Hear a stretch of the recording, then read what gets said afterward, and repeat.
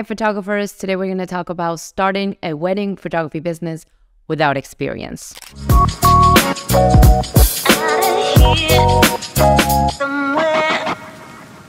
My name is Sam, I'm a photographer with 12 years experience, and I am also an online educator helping photographers just like you learn the business side of creatives. Today we're going to talk about wedding photography specifically. I wanted to make this video because a lot of people want to get into this industry for different reasons. One, who doesn't love love?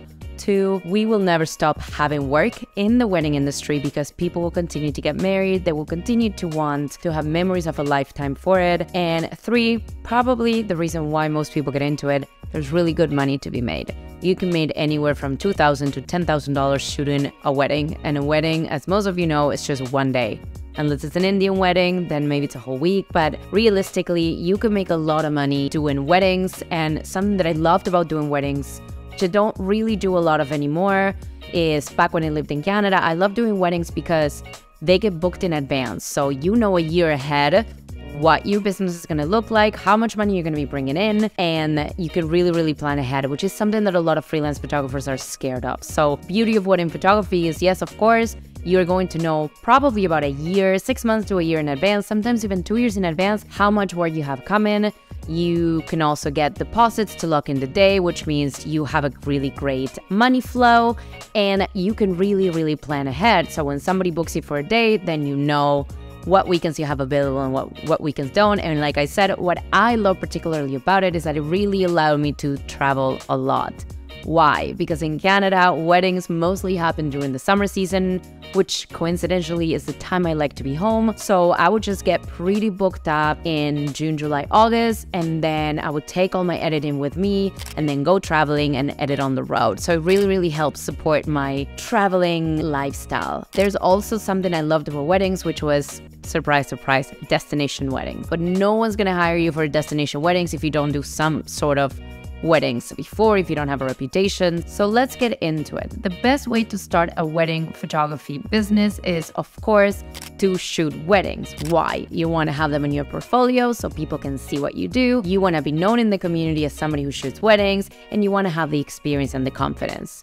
I know what you're going to say. Yeah, but Sam, how do I shoot weddings if I want to start shooting weddings? And how do I start shooting weddings if I don't have any weddings? It's easy, guys. You just got to break it down to the basics, which is how can you get your feet in the door? How can you get started? The best way to get started, assistant photographers. So how to get the foot in the door? There are a couple of ways to get you started. The first way that you can gain experience, that you can gain portfolio, and then you can develop your skills is by assisting a wedding photographer. This is going to give you a taste of what it's like shooting a wedding. It's going to give you a rundown of what happens in a wedding. It's going to show you how a photographer works around it, and it's really going to help you learn the ropes by doing the work. The beauty of being a second shooter is that you don't have the pressure of having to make sure that everything is right. You're not the first contact of the client. Your only job is to be there taking good photos. So if you already take good photos, if you already know how to use your camera, second shooting is the best way to get in. How to find second shooting gigs? Honestly, there are Facebook groups for photographers looking for second shooters.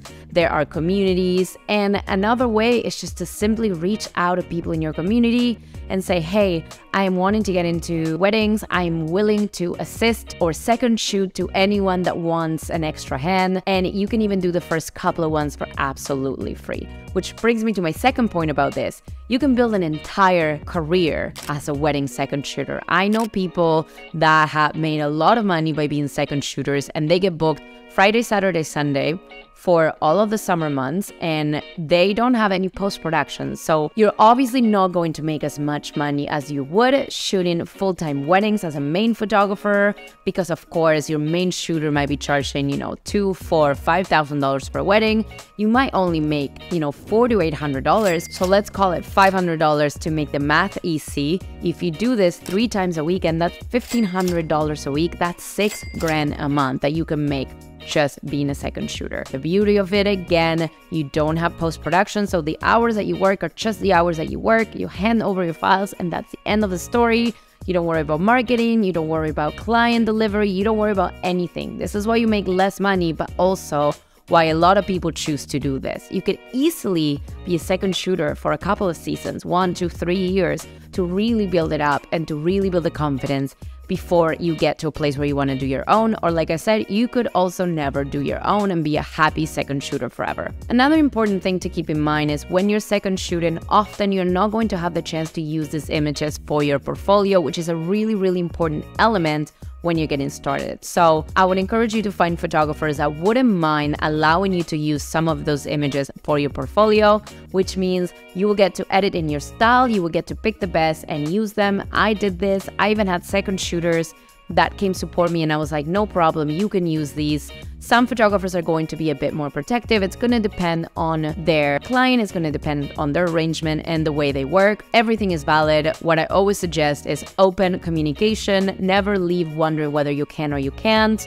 And make sure that you are just being honest about your intentions. If for you it's not about building the experience, it's about building portfolio, then only make sure you're taking gigs where you can use the photos. Another way to build portfolio and to build experience, if you're not second shooting or if you're not ready to do that yet, is to ask your friends to shoot their weddings. I know this sounds crazy, but if you're a guest at a lot of weddings coming up, bring your camera, take some photos, build a portfolio, even ask your friends if you can borrow them for a couple of minutes and take a couple of photos of them. Yes, this could piss off the photographer. You have two options here. Option number one, talk to them, tell them what you're doing, let them know that you don't want to be in the way. Option number two, which is probably what I would prefer if I was a main photographer at a wedding and I saw a friend shooting around, clear with a couple first. Ask them before the wedding happens and say, hey, I know you have a professional photographer. I don't want to get in the way. I really want to build my portfolio. I would love to take some photos of you guys. Can I do that? Can you check with your photographer and see if that's okay? You're going to be surprised that a lot of times this is actually not that big of a deal. For a professional photographer, for me, for example, if I'm shooting a wedding and the bride says my best friend is going to be taking some photos for her portfolio, I don't care. I'm getting paid to be there. I'm there to do my job and make sure I do my job well. If somebody gets in my way, I'm going to be like, yo,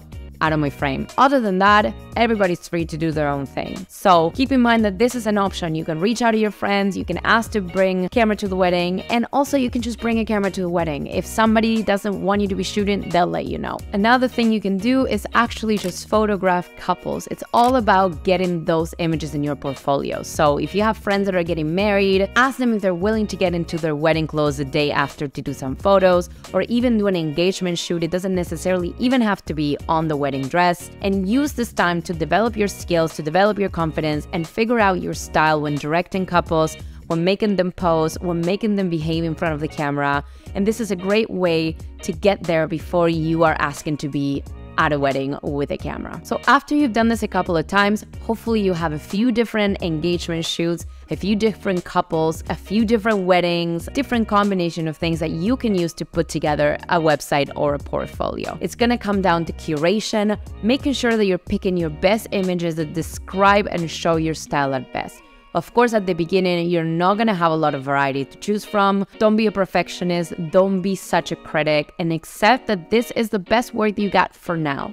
If this is good enough to get the first client in the door, then that's going to be the best way to start shooting paid weddings. As your portfolio develops, as your experience develops, you're going to start curating it better. You're going to start picking your style, and you're going to start showing more and more the kind of work that you want to do. At the beginning, I remember I would take any wedding that came my way. After a couple of seasons, I realized that there were certain weddings that didn't fit my style, certain looks that I didn't like, and certain things that just weren't my best. So I started curating my portfolio on my website to really target the kind of client I wanted to get. Honestly, after you do this a while, after you create a portfolio, after you build your experience, you're going to find that the right people start finding you. We can also talk a lot about marketing, about putting yourself out there, and about getting gigs and promoting yourself as a professional, but I'm gonna leave that for another video because it is a whole other topic on its own. If you found this video helpful, if you want to learn more about building a business in photography, marketing, sales, finding clients, you can check out the rest of my channel. I got lots of stuff for you. I hope you have a wonderful day and see you soon.